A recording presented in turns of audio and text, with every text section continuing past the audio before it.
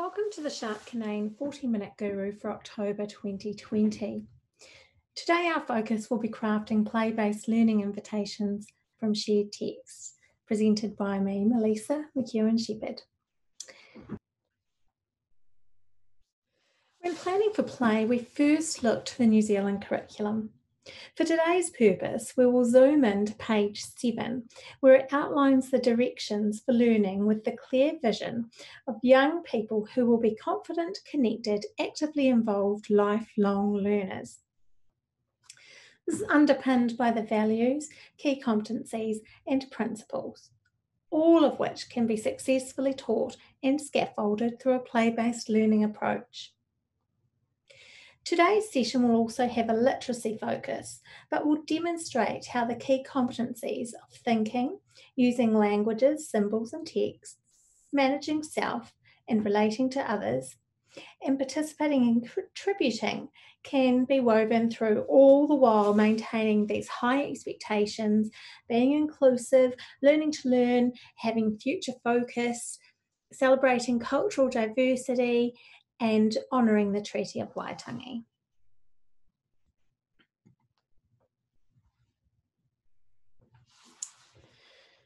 Play-based learning means different things to different people. And this is included throughout the research literature as well. We hear it termed play-based learning, learning through play, playing to learn. Whichever it is in your setting, there'll be different areas of play within that. Elements of today's session has been influenced by the work strongly of Reggio Emilia and Marilyn Flair. Here we have some different forms of play which you may consider when planning, ranging from free play, inquiry play, collaborative play, playful learning, learning games, and whole class learning experiences. All of these approaches can provide authentic, exciting, and worthwhile learning opportunities for you and your students. Free play is when it's child-led and child-initiated. The child designs the play, carries out the play without any other influence, is joined by their other students who may contribute to that design.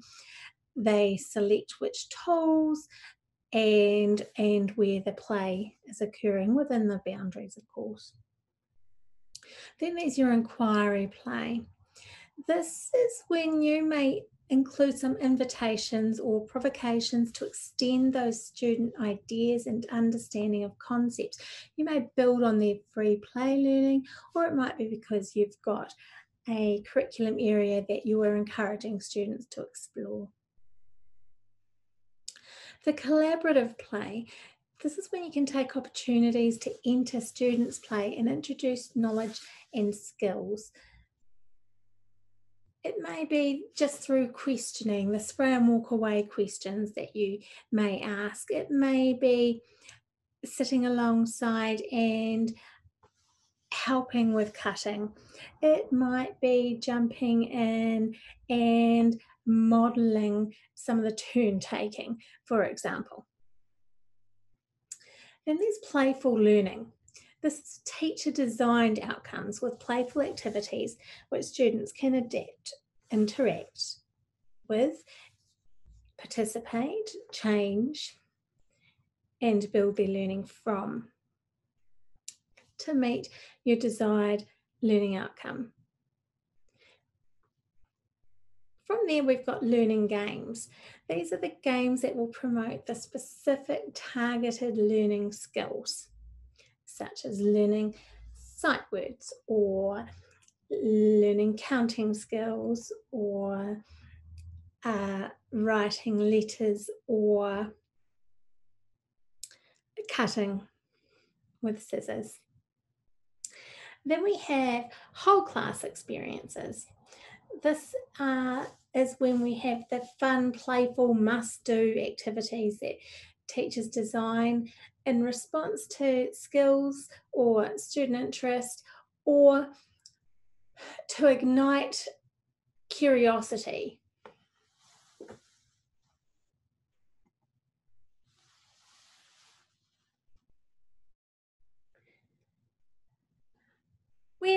Selecting a text and considering the specific skills or strategies that I may want to guide some teaching from, or that I may want to provoke for some learning to come out of.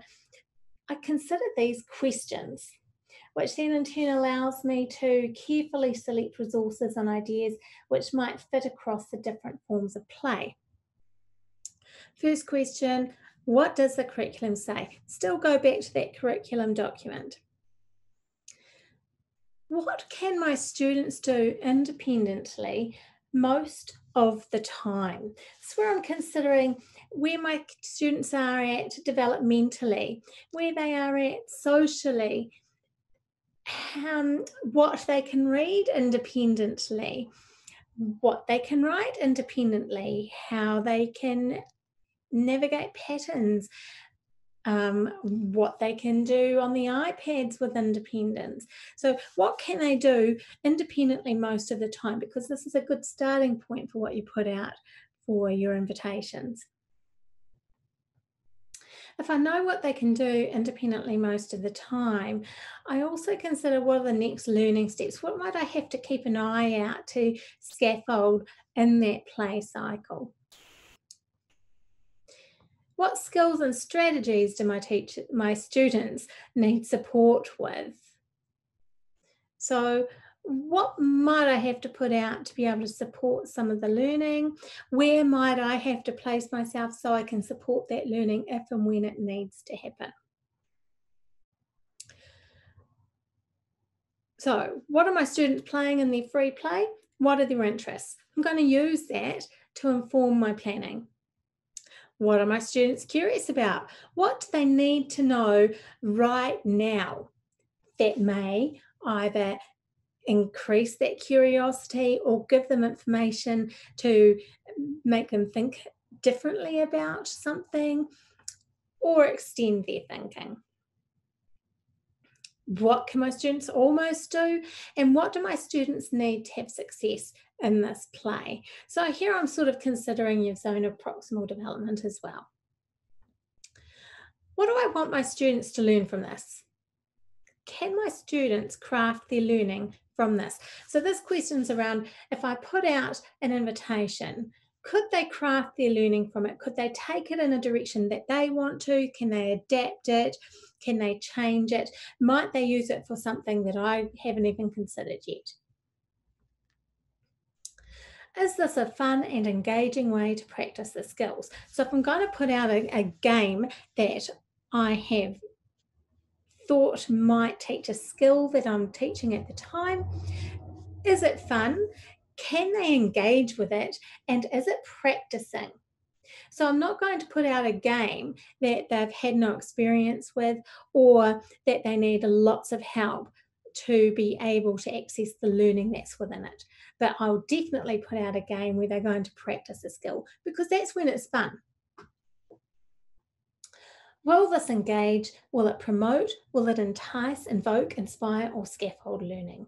When I'm thinking about those whole class things, will they all be engaged? Is it fun? Will it be memorable? How am I going to make it that way? So these are all the things that I consider.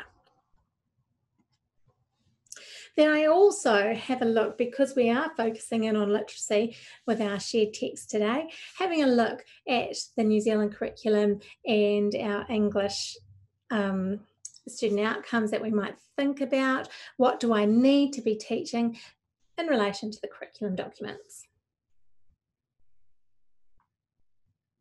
And here's level 2.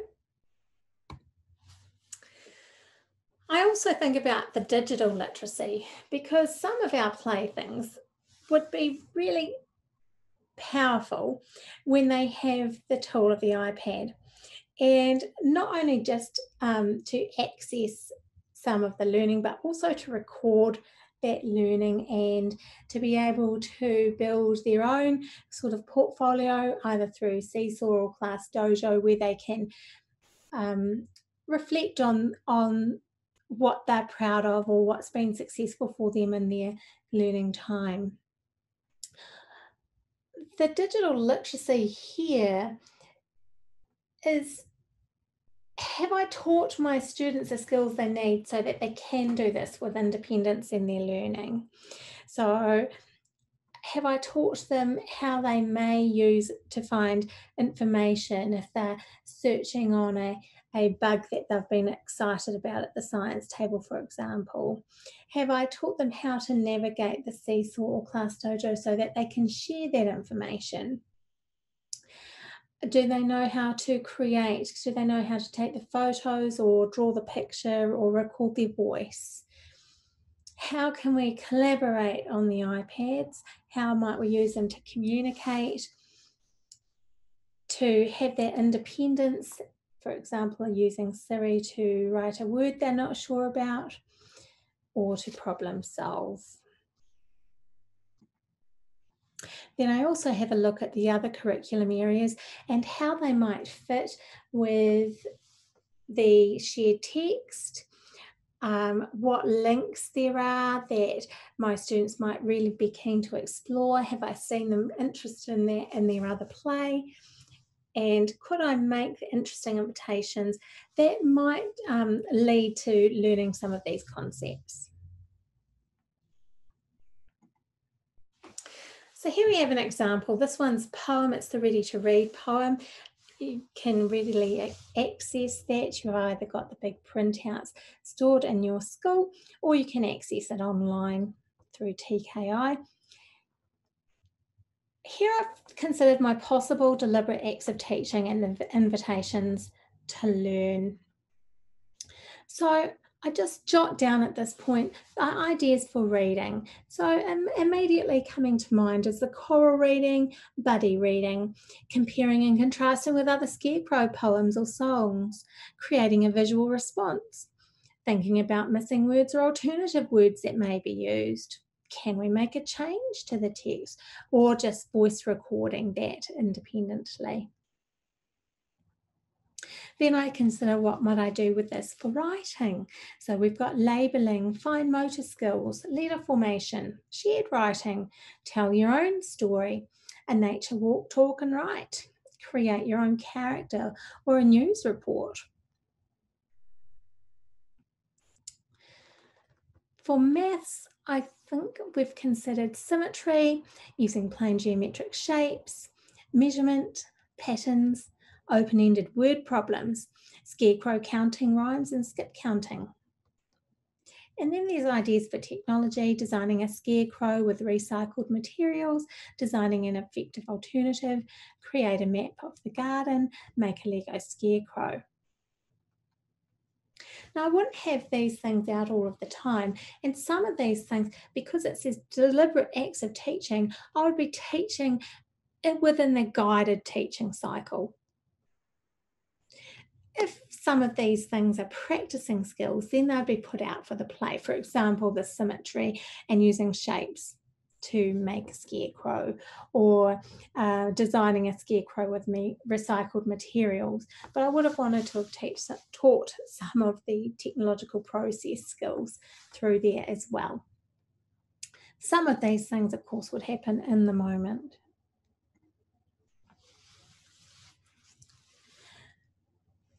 And here we have some ideas for the arts with this poem, creating some paintings, sketching and observational drawing, printmaking, music and rhythm, creating a soundscape, dance, puppets and dress-ups. And ideas for social sciences, needs and wants for the scarecrow or for gardeners. Sustainability with a reuse and recycle, and find when and why people use scarecrows. Where do they come from? Are all scarecrows created equal? And what do other cultures do to keep the birds away? Some ideas for health and PE, fundamental movement games, turn-taking games. And ideas for science, bird watching, weather watching, seed sowing, pest counting, bug hunting. It's a great one to use out in that garden.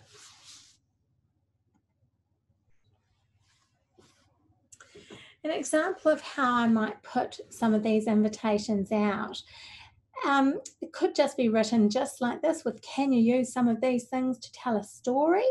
So this would be a small world where I would have a small grass mat or a tray that contained all of the items that they may tell the story with, having a small rag doll or peg doll or puppet that represented the scarecrow, small Lego trees, some felt pieces, some small toy birds or dolls' clothes, and a copy of the poem or other text about scarecrows that they're familiar with as well.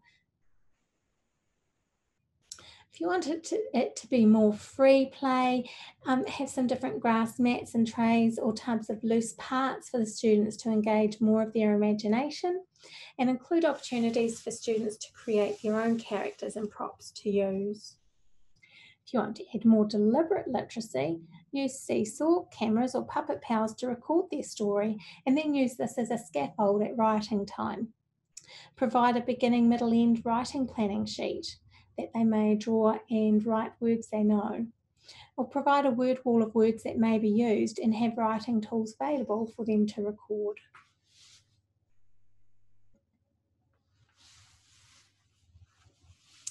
Here's another example from that poem. There are too many birds in the garden. Can you help to keep them away? Now, I do put these things out for students to read, but you may also add in a QR code with the provocation or invitation recorded so that your students are able to access that if they're not yet reading. So ideas to include with this invitation would be a design template reinforcing that technological practice. Recycled bottles, lids, cardboard tubes, boxes, old CDs, string, ribbon, wool, tinsel, buttons, fabric pieces, PVA, tape, glue guns, staplers, scissors, and images of the scarecrow so they know what it is that they're trying to create if they haven't had enough experiences with that already. If you want it to be more free play, leave the makerspace open for students to use the materials as they please. Just include an opportunity to use oral or written language to share this. Do you want to add more deliberate literacy here? Use a scaffold for the transactional writing in your guided writing time so that they've got an experience to write from. Give your creation or prototype a name and take a photo and talk about that prototype. Want to add more deliberate maths? Then include numbers, shapes, symmetry, or size ideas in your invitation, whether it needed to be this certain size using standard or non-standard measurement units.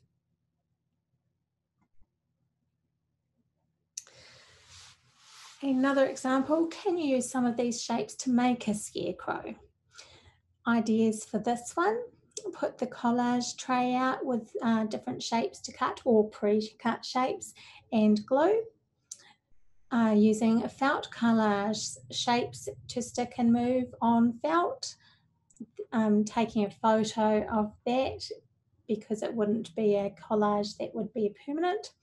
And if I was putting something out like that, where it's a nature collage or a felt collage, for example, that's not permanent, then the idea for them to take the photo would be shared so there was no disappointment. Hammer and nail shapes, digital shapes, draw and tell using seesaw or geoboard. Small toy birds, geo shapes, maths equipment, and shape stencils to draw and colour.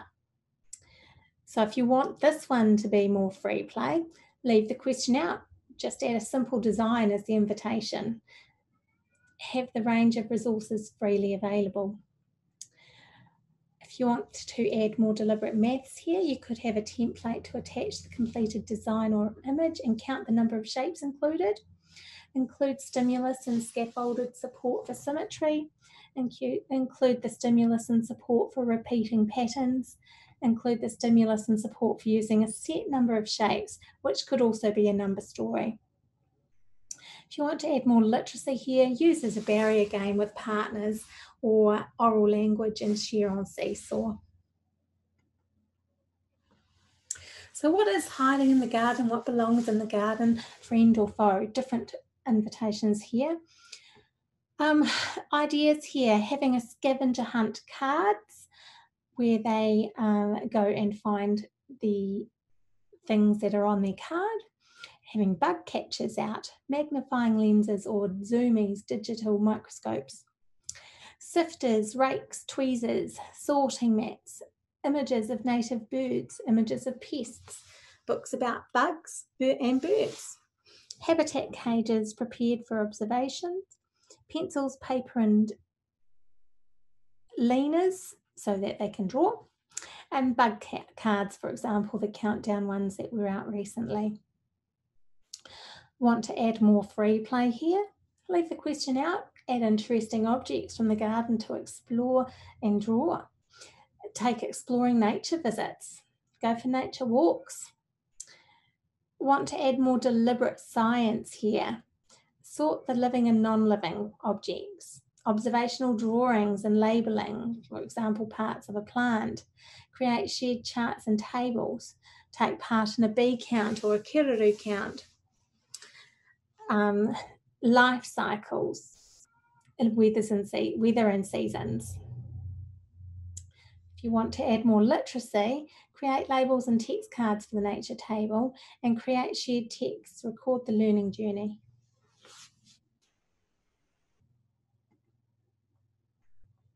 Here are some examples of graphic organisers that I put out when I put out invitations for play. They all have different multiple purposes that suit different areas of play and different activities.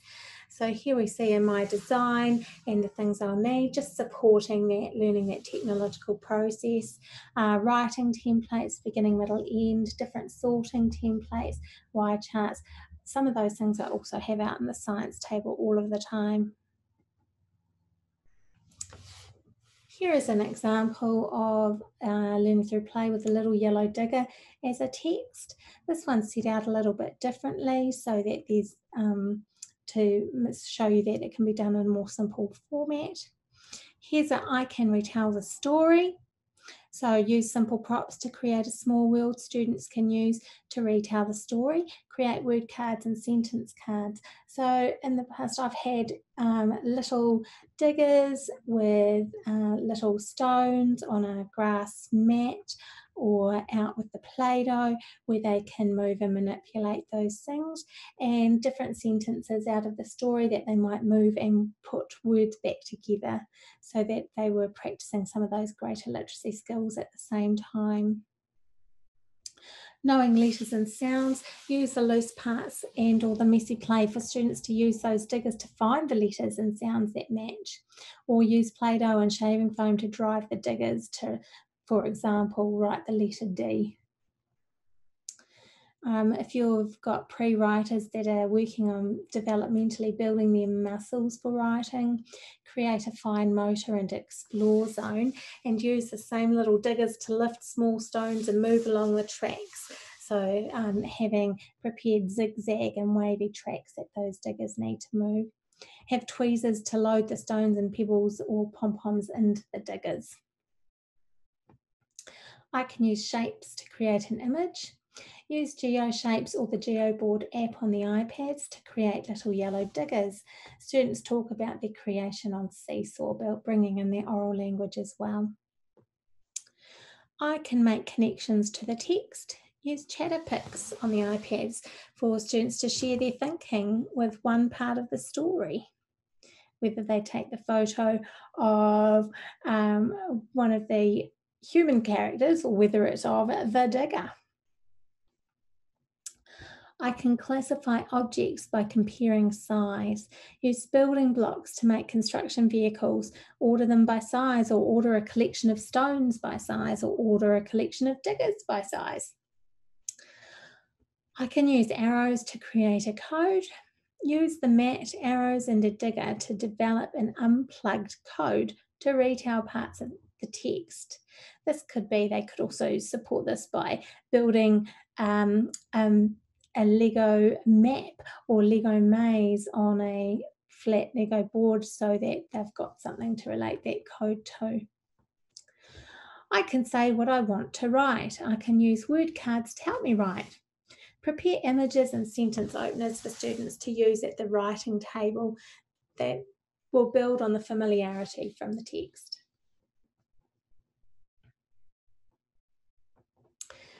This image of a digger was created on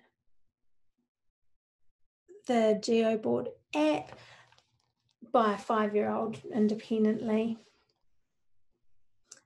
which then led to further exploration, including sewing on Hessian and writing. So the Hessian was put out at the fine motor table with some pre-threaded plastic needles, and because they'd had so much experience of building these GeoBoard shapes of diggers, they were able to transfer that learning into the Hessian. So it might be another idea for you.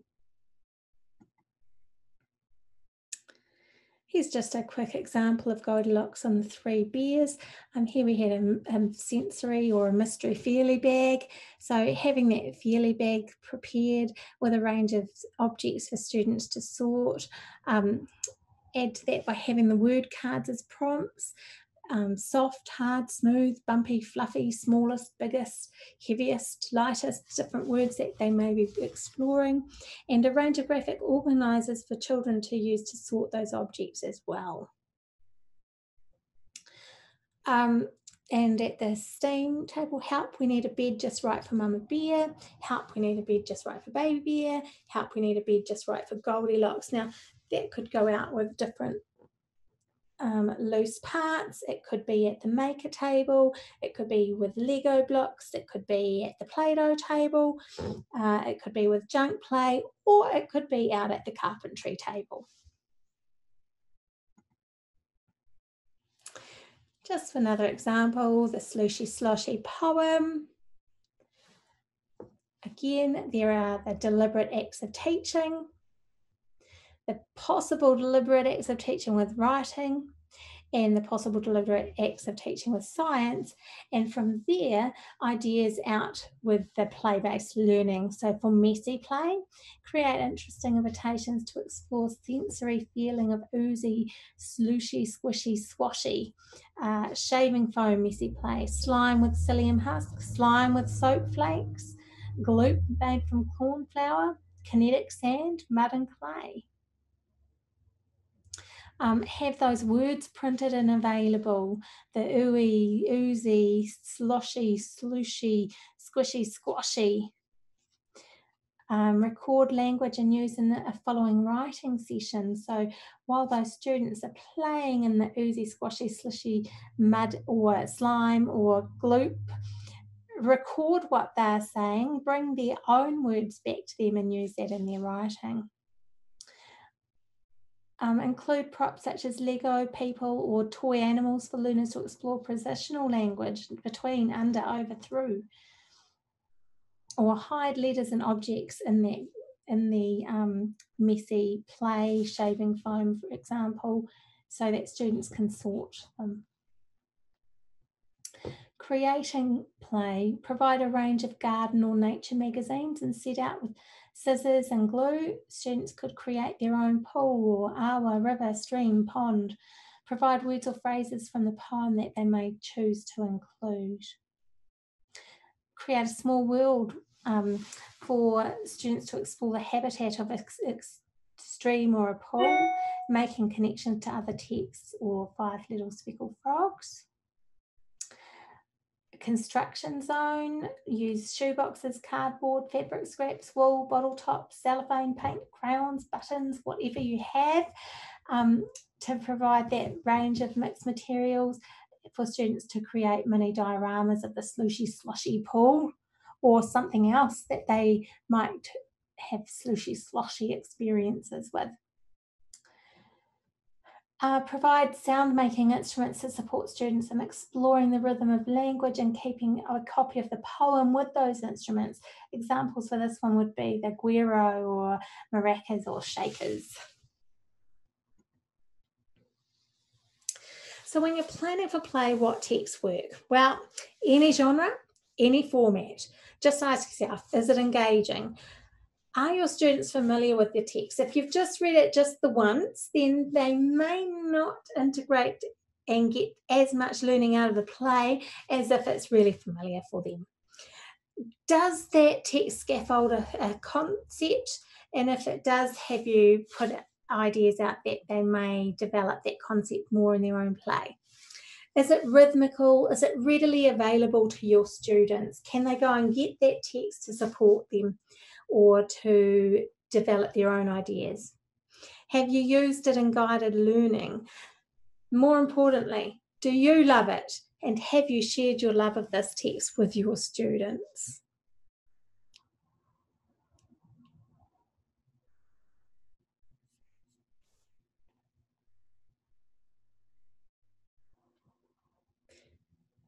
That brings us to the end of our session today. I'd like to thank you for coming along and joining in with me. I hope you have got lots of ideas out of today's session. Thanks for coming.